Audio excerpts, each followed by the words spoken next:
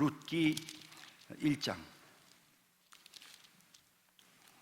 구약성경 401페이지, 룻기 1장 1절에서부터 6절까지 말씀을 보겠습니다.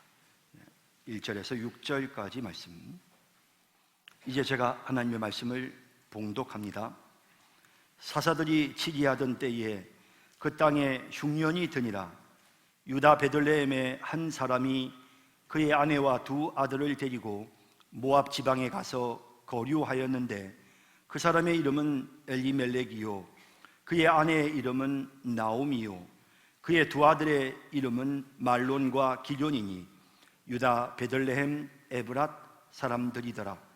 그들이 모압 지방에 들어가서 거기 살더니 나오미의 남편 엘리멜렉이 죽고 나오미와 그의 두 아들이 남았으며 그들은 모압 여자 중에서 그들의 아내를 맞이하였는데 하나의 이름은 오르바요 하나의 이름은 룻이더라.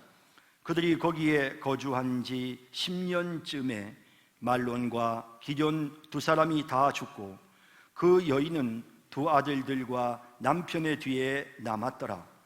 그 여인이 모압 지방에서 여호와께서 자기 백성을 돌보시사 그들에게 양식을 주셨다 함을 듣고 이에 두 며느리와 함께 일어나 모압 지방에서 돌아오려 하여. 아멘. 설교는 모두 네 부분으로 되어 있습니다. 첫 번째 부분에서는 성경에 등장하는 인물들이 어떤 문제를 겪고 있는지를 살펴보고, 두 번째 부분에서는 이 문제와 관련하여 오늘 우리가 겪고 있는 문제는 무엇인지, 세 번째 부분에서는 성경에서 하나님께서 이 문제를 어떻게 해결하셨는지를, 그리고 마지막 네 번째 부분에서는 하나님이 오늘 우리의 문제는 어떻게 해결하시는지를 생각해 보겠습니다. 첫째, 엘리멜렉의 가족들이 흉년으로 고통을 당합니다. 이스라엘 전역에 흉년이 찾아왔습니다. 그리고 유대 베들레헴에 살던 엘리멜렉과 나오미도 이 흉년 때문에 큰 고통을 겪게 됩니다. 엘리멜렉 식구들이 살던 베들레헴은 원래부터 유명한 곡창지였습니다. 그래서 그 이름이 벳레헴, 다시 말하면 떡집이다 라는 뜻입니다. 항상 먹을 것이 풍족한 그런 곳이다 하여 베들레헴이라고 하는 이름으로 불려졌습니다. 먹을 것이 풍성한 지역, 그렇지만 흉년이 찾아왔을 때 베들레헴에도 역시 먹을 것이 없었기에, 그래서 이 엘리멜렉과 나오미 가족은 베들레헴을 떠날 수밖에 없는, 먹을 것을 찾아서 다른 곳으로 갈 수밖에 없는 상황이 되었는데요, 이들은 멀리 이방 땅 모압이라고 하는 곳으로 가게 됩니다. 먹고 살기 위해서 어쩔 수 없이 옮기고 또 옮겼던 것입니다. 그렇지만 그들은 어느 곳에서도 제대로 배불리 먹을 수가 없었습니다. 정착할 수도 없었고 만족할 수도 없었습니다. 그리고 그들에게 잇따라 죽음이 찾아왔습니다. 먼저는 이 가정의 정말 가장인 엘리멜렉이 죽습니다. 그리고 결국 그의 두 아들이었던 말론과 기럐마저도 죽습니다. 사실 이들은 이방 땅에 있었지만 그럼에도 불구하고 하나님을 잘 섬겼던 것 같습니다. 왜냐하면 이 말론과 기럐이 결혼한 이 이방 여인들이 끝까지 그 시어머니를 떠나지 아니하고 시어머니가 믿는 하나님을 저희도 믿겠습니다 라고 하는 그 모습을 볼 때 분명히 엘리멜렉과 나오미는 이방 땅에 살았지만 신앙의 본을 보였구나, 하나님을 늘 기억하며 살았던 사람이었구나 하는 것을 느낄 수가 있습니다. 이 집안은 분명 훌륭한 믿음의 집안이었습니다. 그렇지만 그들 모두 다 안타까운 죽음의 슬픔을 겪을 수밖에 없었습니다. 살기 위해서 길을 나섰지만 이 집안에 찾아온 것은 싸늘한 죽음이었습니다. 그 땅에 흉년이 든 이유가 무엇인지 정확히 나타나지는 않지만 1절을 보면 사사들이 치리하던 때에 그 땅에 흉년이 드니라 라고 말씀하고 있는 것을 우리가 보게 됩니다. 이 흉년이 사사시대와 관련이 있다는 것입니다. 사사시대가 어떤 시대였기에 하나님께서 흉년을 내리신 것일까요? 룻기 바로 앞에 있는 사사기 맨 끝부분 사사기 21장 25절을 보면 그때에 이스라엘의 왕이 없으므로 사람이 각기 자기 소견에 옳은 대로 행하였더라 라고 하십니다.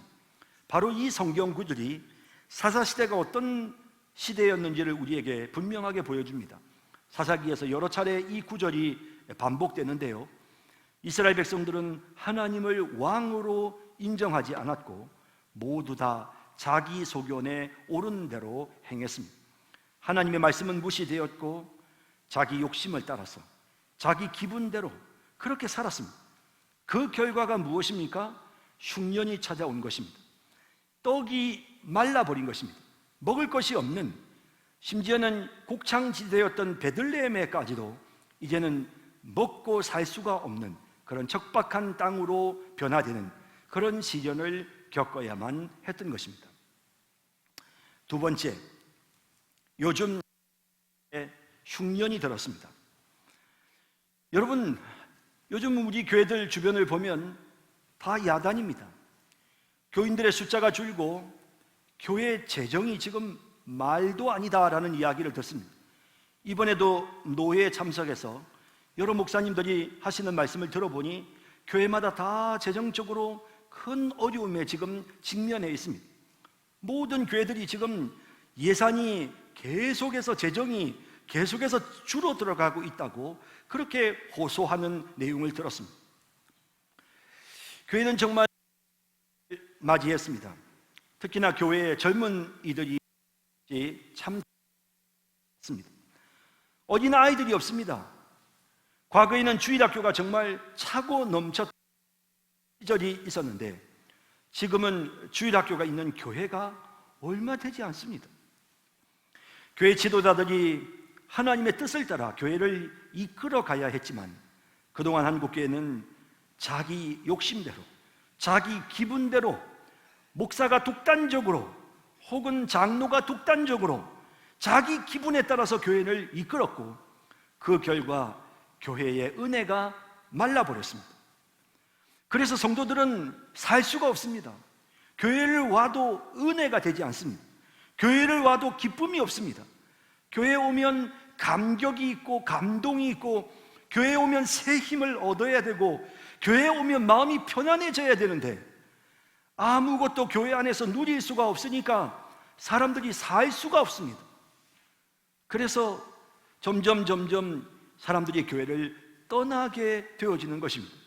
눈물도 사라지고 기도도 사라지고 사랑도 사라지고 봉사하는 손길들도 사라지고 예배 시간에 말씀의 은혜도 사라지고 정말 장로들에 대한 존경심도 사라지고 아름다운 기도의 신앙의 본보기들도 다 사라져버리고 정말 교회 안에 있어야 될 것들이 하나도 없는 척박한 교회로 변해버리자 사람들이 선택한 것은 가나안 성도가 되는 것입니다.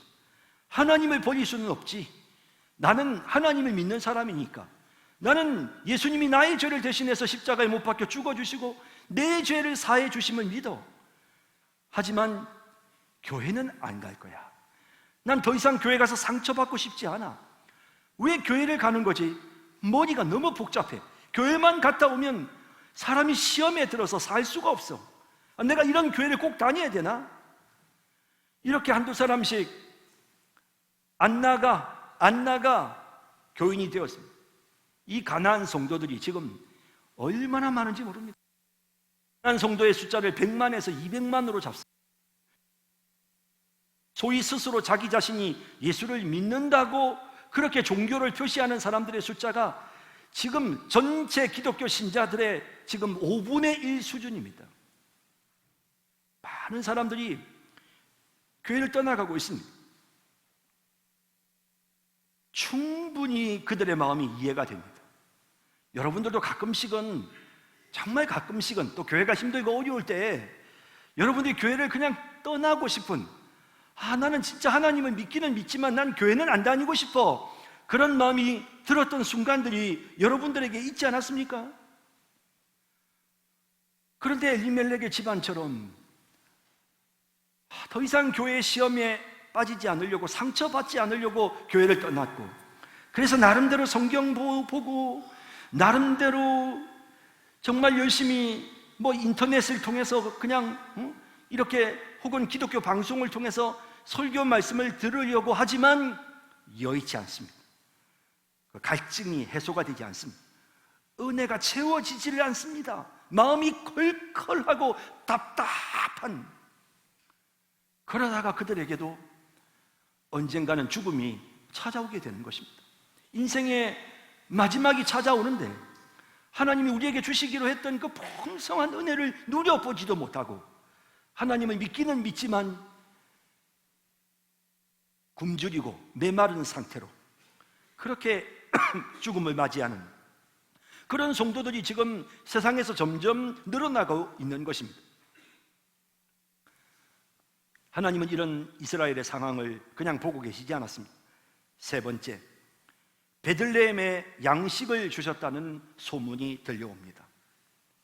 복음입니다. 지금 이 나오미는 다 잃어버렸습니다. 남편도 아들도 다 죽어버렸습니다. 그런데 복된 소식이 들려옵니다. 하나님이 양식 주셨단다. 베들레헴에 다시 양식이 들어왔단다. 양식이 풍족하단다. 소문이 들립니다. 1장 6절, 그 여인이 모압 지방에서 여호와께서 자기 백성을 돌보시사 그들에게 양식을 주셨다 함을 듣고 이에 두 며느리와 함께 일어나 모압 지방에서 돌아오려 하여라고 합니다. 소문을 듣습니다. 양식을 주셨다는 소문을 듣습니다. 그리고 나오미가 베들레헴으로 돌아오려고 하는데 이방 며느리였던 이 두 사람도 시어머니를 따라 나섭니다. 그들도 소문을 들었습니다. 베들레헴에 가면 양식이 있다더라. 그래서 이 두 며느리도 나오미를 따라서 지금 함께 동행하는 그런 모습들이 오늘 우리가 읽은 본문에 등장하고 있습니다. 하나님이 양식을 주시면, 그리고 그것이 알려지면 사람들은 다시 몰려옵니다. 베들레헴으로 다시 흩어졌던 많은 하나님의 백성들이 베들레헴으로 몰려옵니다. 마찬가지입니다. 여러분, 교회 안에 하나님이 은혜를 주시기 시작하면, 여러분, 우리가 다니면서 교회를 억지로 데리고 오지 않아도 하나님께서 우리 교회 안에 풍성한 양식을 주셨다고 한다면, 우리 교회 안에 하나님이 주시는 은혜가 가득하면 교회 오면 마음이 푸근해지고, 교회 오면 얼굴에 웃음꽃이 피고, 교회 와서 예배 마치고 나면 활기가 생기고 힘이 솟구치고, 그래서 한 주간 동안 세상에 나가서도 얼마든지 힘있게 살아갈 수 있는, 교회에 오면 은혜가 있는, 교회에 오면 은혜를 누릴 수 있는 이런 교회가 되면 다시 돌아옵니다. 200만 명의 가나안 성도들 다시 돌아옵니다. 그들이 교회가 싫어서, 주님이 싫어서 떠난 게 아니고 은혜가 메말라 버려서, 교회가 흉년이 들고 나니 세상보다 더 보기가 흉하니까, 그래서 그들이 교회를 떠났던 것입니다. 다시 풍년이 들면 돌아옵니다. 마지막 네 번째, 생명의 떡이신 예수님을 우리가 증거해야 합니다. 하나님이 우리에게 양식을 주셨습니다. 여러분, 교회에 은혜가 넘치려고 하면 어떻게 해야 될까요? 성경은 우리에게 아주 명확하게 말씀하십니다. 예수님이 생명의 떡이십니다. 요한복음 6장 50절에 이는 하늘에서 내려온 떡이니 사람으로 하여금 먹고 죽지 아니하게 하는 것이니라. 요한복음 6장 51절에 나는 하늘에서 내려온 살아있는 떡이니, 이 떡을 먹으면 영생하리라. 내가 줄 떡은 곧 세상의 생명을 위한 내 살이니라 하시니라. 6장 58절에 이것은 하늘에서 내려온 떡이니 조상들이 먹고도 죽은 그것과 같이 아니하며 이 떡을 먹는 자는 영원히 살리라. 예수님이 생명의 떡입니다. 여러분, 교회가 은혜를 회복하려면요, 다른 거 없습니다. 예수님 전해야 됩니다. 예수님이 주인이 되시면 됩니다.